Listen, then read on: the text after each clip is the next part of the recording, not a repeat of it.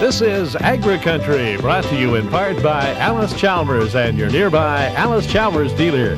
And here's your host for AgriCountry, Ed Johnson. Good to have you with us for this week's edition of AgriCountry. We're going to begin the show this week by showing you the difference between a rotary combine and a conventional combine. Then we're going to travel down into southwest Ohio to the farm of Roger Ronimus. And also on today's show, we're going to be visiting with Roy Becker of the Ohio Agricultural Council and talk about the Council's Agricultural Hall of Fame. Welcome to this week's AgriCountry. Your Alice Chalmers dealer is offering some powerful reasons to buy an AC 5030 or 5020 diesel-powered tractor. Both of these mighty 25 and 31 horsepower Alice Chalmers diesels give you 12 forward speeds plus differential lock. And right now, you'll find big savings on diesel power at your nearby Alice Chalmers dealer's place.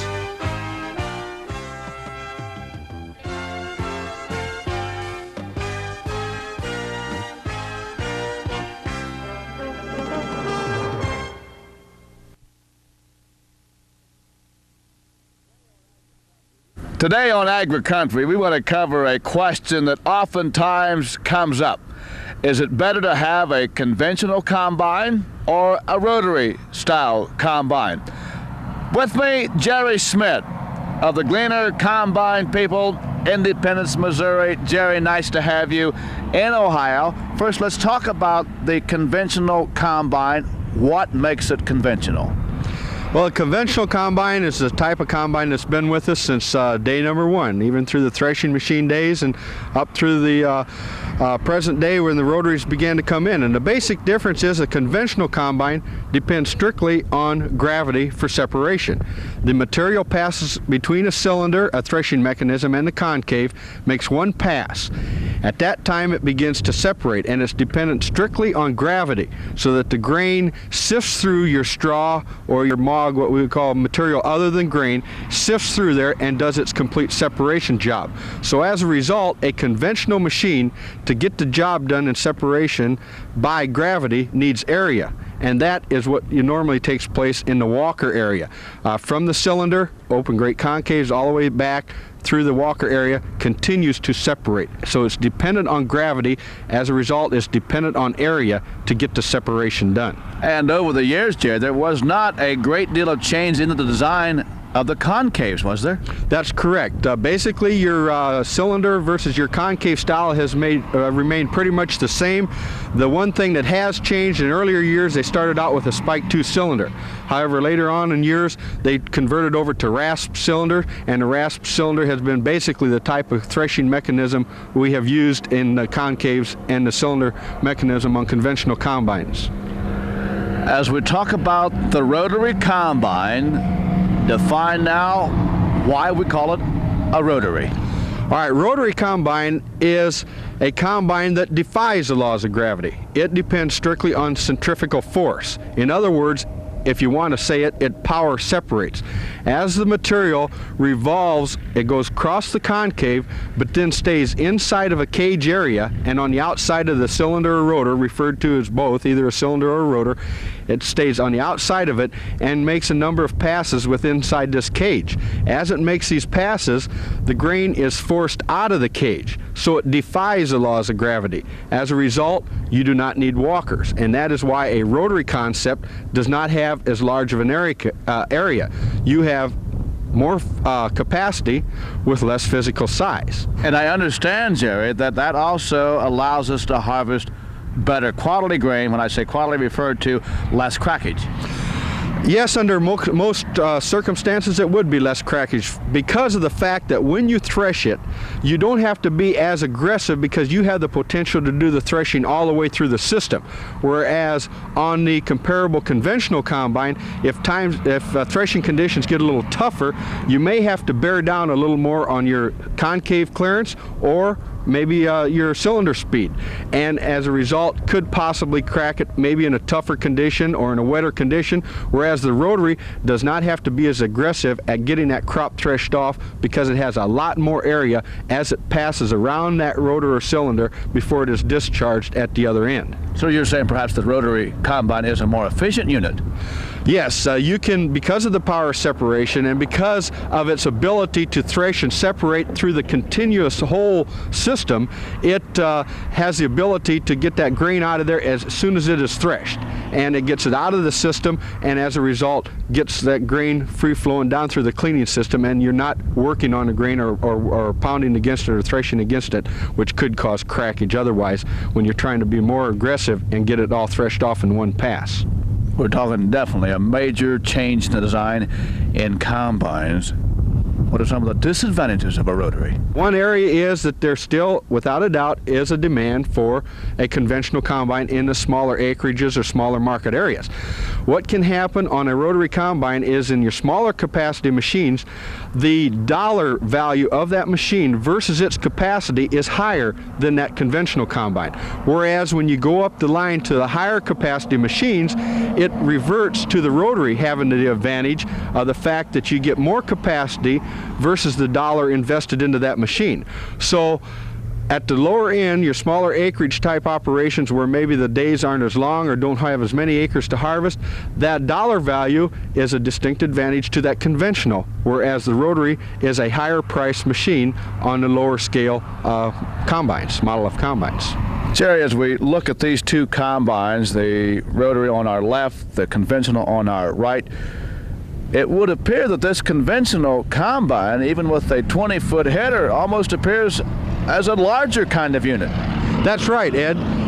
The conventional machine will appear and is a larger physical size machine, and that was the advantage of going to a higher capacity in the rotary models.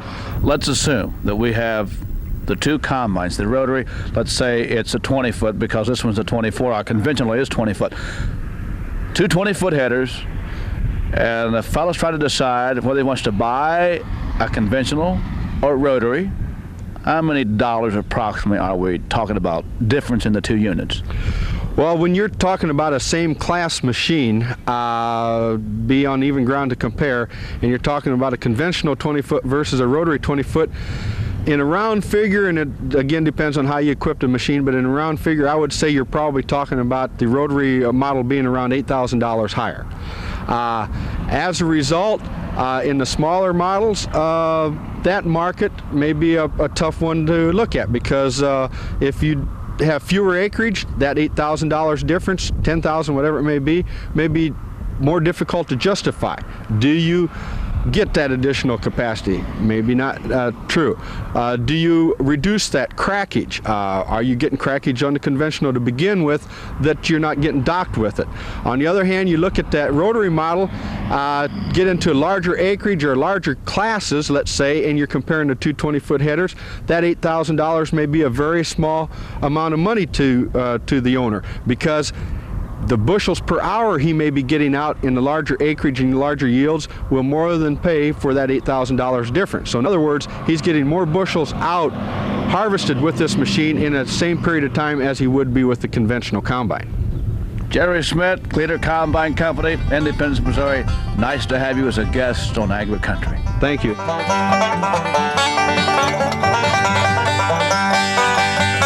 When you think combine, I want you to think Gleaner.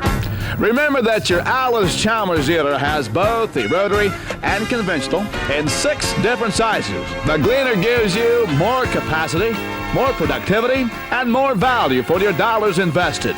See your Alice Chalmers dealer today.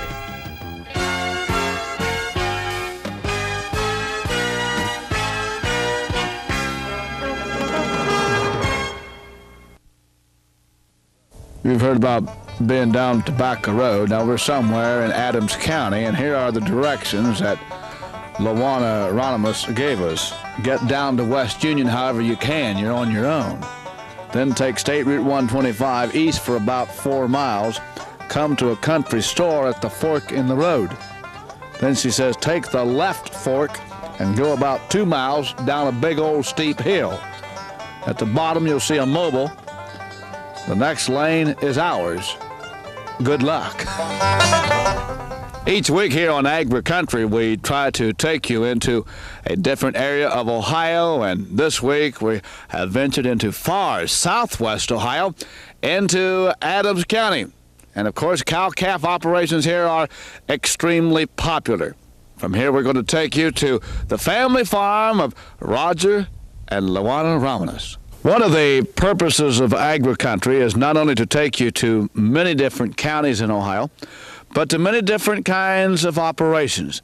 And this truly is an operation of a young farm couple that we have known for several years. Roger, how many acres are we talking about right at this farm here? We're talking about 150 acres here on this actual farm. But how many acres would you farm totally? Crop acres, approximately 275. And of course, there is a specialty crop involved in that, tobacco. Right, we raise approximately 6 acres of tobacco, and we also raise corn and hay and wheat. We noticed that plowing has occurred here. I would guess with hill country you did that this spring. That's right. I've seen several hills that have been plowed in the fall. We get a tremendous amount of erosion, and I've always been able to get mine plowed in the spring, and it's worked out real well for me, and I'm also trying to conserve some soil. You know, Rod, as viewing friends watch the show up in northwest Ohio where the soils are black and rich and deep, and they look at the soils here, they're going to say, how in the world could a guy ever make it on that kind of soil? Give us an idea of some of the yields per acre. This past year, I had corn planted the 7th day of April. We did a 2-acre yield check. There was no additional fertilizer put on other than my regular fertilizer program, and it yielded 154 bushels per acre. Part of this reason is I'm able to get on my ground a lot earlier than you would be in the flat land, and I just think it's worked out real well. We've got a pretty good slope here, so we cannot use fall tillage, and there's also a lot of no tillage going on, of which I'm interested in and would like to get into that. As we look at these soils, as we came up the drive, there's some of the soil textured, you'd almost think you were in Georgia. It's almost that red. We've got several red banks. They're kind of tough to plow, kind of tough to work down. I have one bank that I worked one year 4 or 5 times with a disc, and I couldn't see that I made any progress, so I planted it anyway. After it rained, it worked out fine. It was just as good a corn as on the other types of soil. Would you attempt any soybeans at all? I've raised soybeans up to 80 acres different years. I've never had too good of yields. The best I could get was 30 bushel per acre, and I've just more or less phased that out of my operation. Luana, you sit right on top of a hill, and you talk about living with Mother Nature. That you are. Do you enjoy that?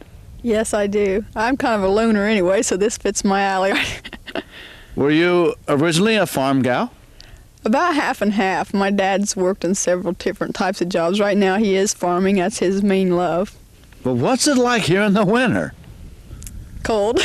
Cold and windy? It's always windy here, I think, yes. Of course, that would have its pluses in the summer. Right. It dries out the ground fast, and it helps Roger with his farming a little bit. When other people are really wet, we're kind of dry here. And of course, as we shoot the show today, spring, but we're wearing jackets, and it's kind of hard to believe that it is really spring. We talk about ladies' involvement in a farm operation. How do you get involved here with Roger? It's been a little different since we've had Luke there. He takes up a lot of my time, but I usually try setting tobacco, which involves pulling all the plants, and you have to pull a lot, so it takes quite a while. And then last year I really helped quite a bit with hay. He let me run the baler this year, and then he stacked behind the wagon as I was baling. And I was disking quite a bit before we had Luke, but I haven't done much of it lately, so I just try generally to help where I'm needed. Does it get lonesome back here, especially in the dead of winter? I don't really think so. A lot of people have said that, but especially during deer season, we never have any lack of company because it looks like a used car lot up here because there's so many people hunting, and it seems like we always have somebody coming to see us, which I think that's nice.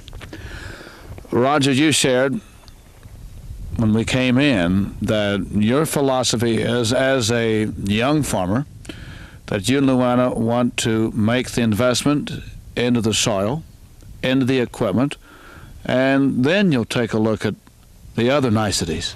That's right. I think a lot of young farmers have to have a new house or a new barn, and with low prices for our commodities, this is hard to service this kind of debt.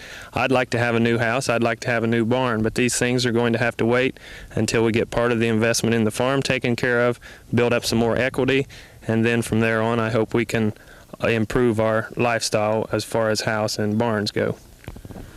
And we see right out on the top of this hill you have your own bin facility, dryer facilities. I guess whether we're in the flatland or in the hill country, that's still a good investment.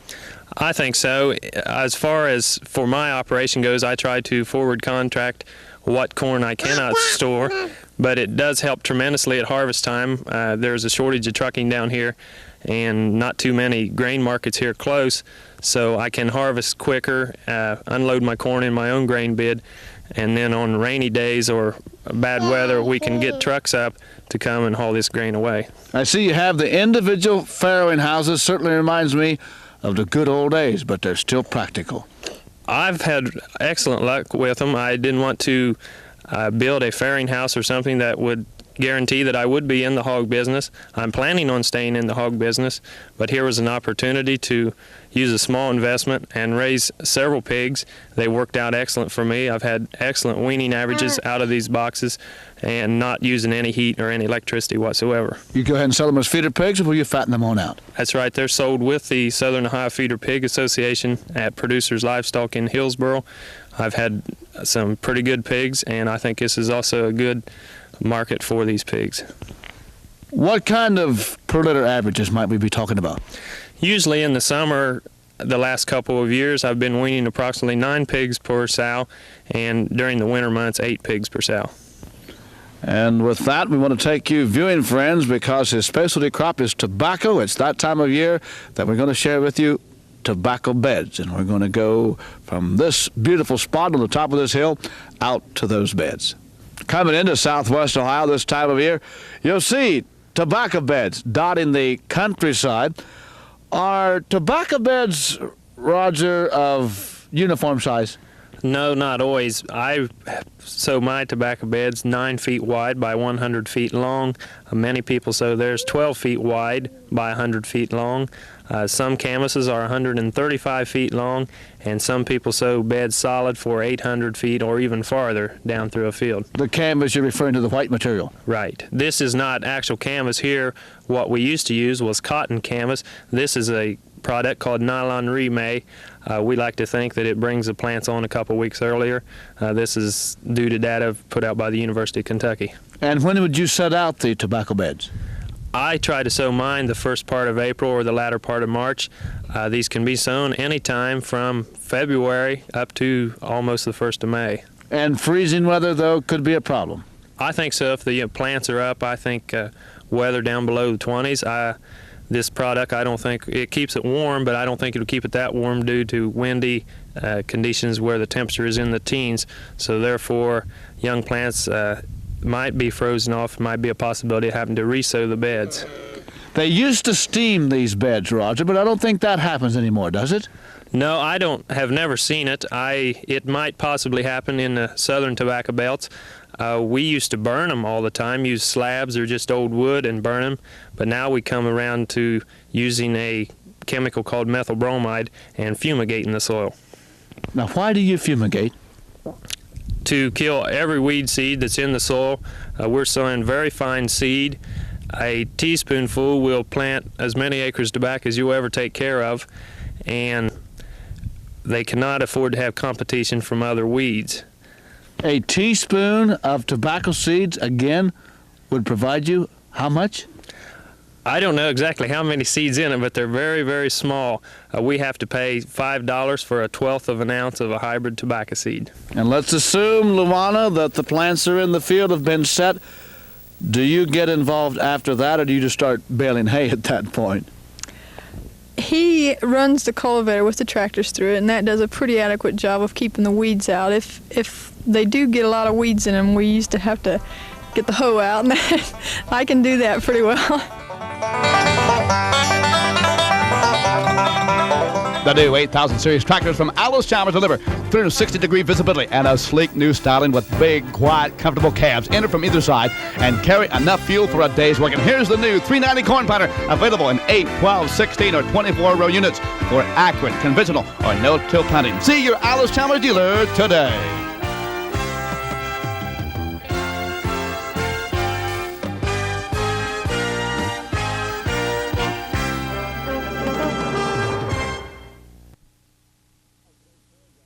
We're here at the Iowa State Fairgrounds, and this will probably be the first of a number of times that AgriCountry will venture to the grounds this year. And nice to have Roy Becker, the immediate past president of the Ohio Agricultural Council. What's the function of the council, Roy? The Agricultural Council really was formed to try to inform all of the people in Ohio, urban and rural, of agriculture, its value, what it does to try to increase living conditions for everybody in Ohio and the United States as a whole. And who makes up the membership in the council? Well, basically it's leaders of agricultural industries within Ohio, not basically for profit industries, not businesses like Kroger's or A&P, but people like Producers Livestock and Farm Bureau and organizations like Ohio Seed Improvement that I'm with and this type of organizations. But I do know that there are a couple, three rather large farmers. Yes, that's true. Now, we have associate members, Ed, and these associate members participate in our meetings. They help to spread the program. They help to spread the news, but they do not have any vote insofar as things that we will be doing. They go along with what we say it should be done and help us do it. Roy, we're here at the Rhodes Center, and this is where the Agriculture Hall of Fame is housed, and that is a project that was born by the Ag Council. Who gets into the Ag Hall of Fame? Well, anybody in Ohio is eligible for this, whether they're a farmer, whether they're a breeder, whether they're a teacher. Anybody that's involved with agriculture can be nominated to the Hall of Fame by any individual. It does not have to be by a council member. Anybody in Ohio can fill out one of these applications and submit it. Then there is a committee that reviews all the applications and considers the qualifications of the individuals, and each year they select about 2 people that are living and up to 2 that may have passed away in the past. Roy, when does the Ohio Ag Council make the inductions into the Hall of Fame? Okay, let me back just briefly from that. Applications have to be in by May 1 of each year, so people have time yet this year to get in an application. Then the inductions are actually made during the Ohio State Fair at the Ag Hall of Fame breakfast. This will be on a Friday, the first Friday of the State Fair. I can't give you the date, but the first Friday of the State Fair, the public's invited. They can buy a breakfast ticket. They can be there and see their people inducted and visit the other people in the Ag Hall of Fame. Roy, nice to have you as a guest on AgriCountry. We've been talking with Roy Becker, the immediate past president of the Ohio Agricultural Council. So good to have you with us for this week's AgriCountry. In fact, if you have a farm family that you would like for us to feature here on the show, just drop us a note to ABN TV, 1819 West Lane Avenue, Columbus, Ohio, 43221.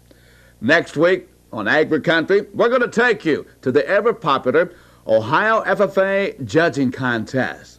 And then from there up into Seneca County, near Tiffin, to the Golden Acres Turkey Operation. And also next week, we're going to visit with the charming lady who heads up all the activity of home economics at The Ohio State University. Our guest will be Francine Fireball.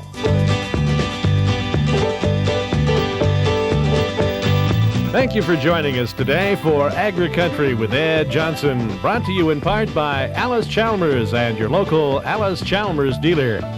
AgriCountry recognizes farm families who produce daily our abundant food supply.